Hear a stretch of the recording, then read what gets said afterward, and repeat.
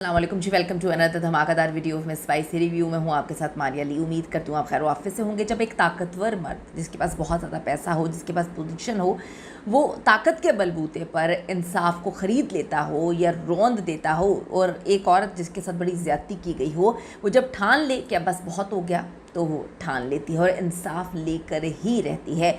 जी हाँ, हम बात करें जियो टेलीविज़न के शानदार ड्रामे, बल्कि दिल दहला देने वाला ड्रामा केस नंबर 9 की, जिसकी जो अगली किस्त है वो डेफिनेटली शायकीन का जो है वो खून गरमाएगी और रोंगटे खड़े होने वाले हैं। क्यों? मेरा जुर्म सिर्फ ये है कि मैंने कोई जुर्म नहीं किया। 5 दिन से मुझे इस घर में बंद करके रखे हैं, मुझे रिपोर्ट नहीं करने दे। सवाल है एक शरीफ और बावकार शख्स पर झूठा इल्जाम लगाए जाने का।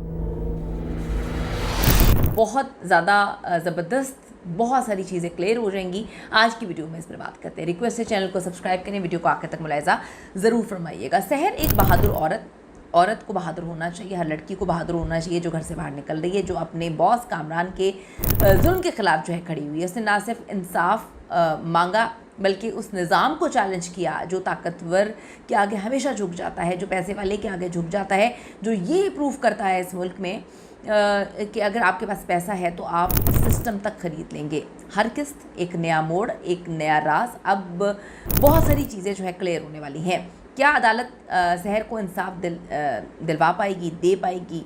क्या सहर जो है अदालत से इंसाफ ले पाएगी, या फिर एक बार फिर ये शख्स पैसे और ताकत से बच पाएगा? आखिरी जो लम्हात होते हैं जब आपको लग रहा होता है कि शायद आपको इंसाफ मिल जाए, और जब आपको इंसाफ नहीं मिलता तो उसकी क्या कैफियत है, और जब आप ये सोच के जाएं कि अब कुछ भी हो जाए हमने इंसाफ लेना है, इसमें वो सोच दिखाई गई। ये कहानी सिर्फ एक औरत की नहीं है, उन सब लोगों की कहानी है जो खामोश रहते हैं अपने ऊपर जुल्म होने के बावजूद, अपने साथ ज़्यादतियाँ होने के बावजूद। मगर अब ये ड्रामा हमें बताता है कि बोलने का वक्त आ चुका है।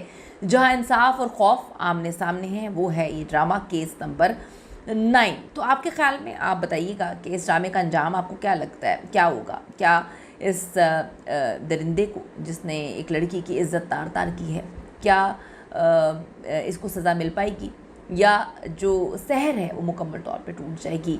कमेंट में आपने अपनी कीमती राय ज़रूर देनी है, ज़रूर बताना है कि आपको क्या लगता है, और ये भी बताना है कि अगर आप इस जगह होते तो क्या आप आवाज़ उठाते, क्या आप खड़े होते, क्या आप अपनी किसी भी फ्रेंड का, अपने फैमिली में लोगों का, उनके साथ ज़्यादती हुई हो, उनके साथ इस तरह का अमल हुआ, तो क्या आप उनका सहारा बनते, उनको कहते कि इंसाफ ज़रूर मिलना चाहिए और इंसाफ के लिए तुम्हें लड़ना चाहिए? मरकज़ी किरदार सहर अदाकारा सबा कमर, आपको पता है किसी तारुफ की मोहताज नहीं है, कामयाब और बासूल खातून है और बड़ा ज़बरदस्त काम किया उन्होंने। दूसरा अहम किरदार जो है कामरान फैसल कुरैशी, बड़ा ही अमीर बासर, ज़ाहिरी तौर पर शाइस्ता आदमी दिखाया गया, लेकिन अंदर से एक वक़ार दरिंदा सिर्फ इंसान है।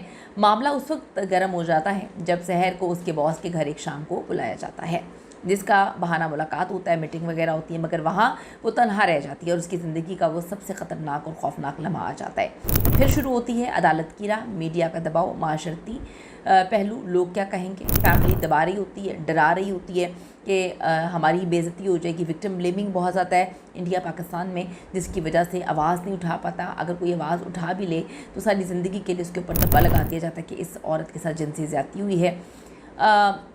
वो लड़की वहाँ पे तन्हा रह जाती है, उसकी ज़िंदगी का सबसे ख़तरनाक लम्हा आ जाता है। फिर शुरू होती है एक ऐसी जंग जो वो अकेली लड़ रही होती है। ड्रामा जिनसी तशद्दुद, ताकत की गलत इस्तेमाल, अदालती मुश्किलात और सोशल मीडिया पर जो लोग बातें कर रहे हैं, इन मौज़ूआत को सामने लेकर आता है। ऐसी चीज़ें जो शायकीन ड्रामों में नहीं देखते या देखना नहीं चाहते। एक सीन ने नाज़रीन को हिला के रख दिया। सबा कमर और हिना जो है उनका मिलकर एक बड़ा ही दर्दनाक सदमा ज़दा मंज़र, जिसे देखकर कई लोग रोना शुरू हो गए, और जिनके साथ सच में सब कुछ हुआ होगा वो अपने आप को रिलेट कर रहे होंगे सारे के सारे मामले से।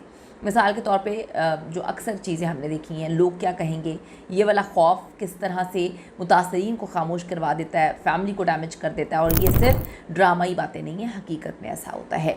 मज़ीद ये कि ताकतवर आदमी का जो कानूनी उसके पास बड़ी लीगल टीम होती है, पैसा होता है, हर चीज़ को दबा देता है, इंसाफ ख़रीद लेता है, सबूत मिटा देता है, बहुत सारी चीज़ें। ये ड्रामा दिखाता है कि किस तरह से समाजी दबाव, मीडिया का असर, जो है किस तरह से एक सारे के सारे केस को और एक इंसान को चेंज कर देता है।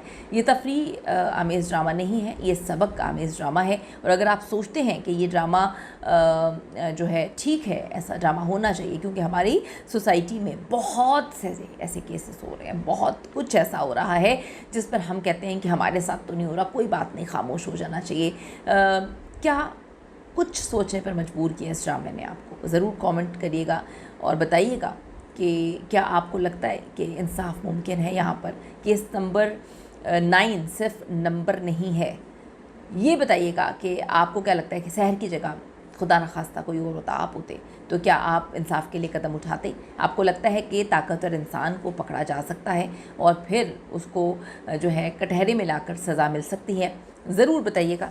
ये ड्रामा आपके दिल के कितने करीब है और ये ड्रामा मुख्तलिफ क्यों है? अगली किस्त बड़ी इंपॉर्टेंट होने जा रही है। उस किस्त में बहुत अहम तरीन चीज़ें हैं जिसमें यह सवाल पैदा होता है कि क्या सहर अब खामोश हो जाएगी? ये दरिंदा क्या एक बार फिर से सिस्टम को हिला के रख देगा और सहर अदालत में इंसाफ नहीं हासिल कर पाएगी?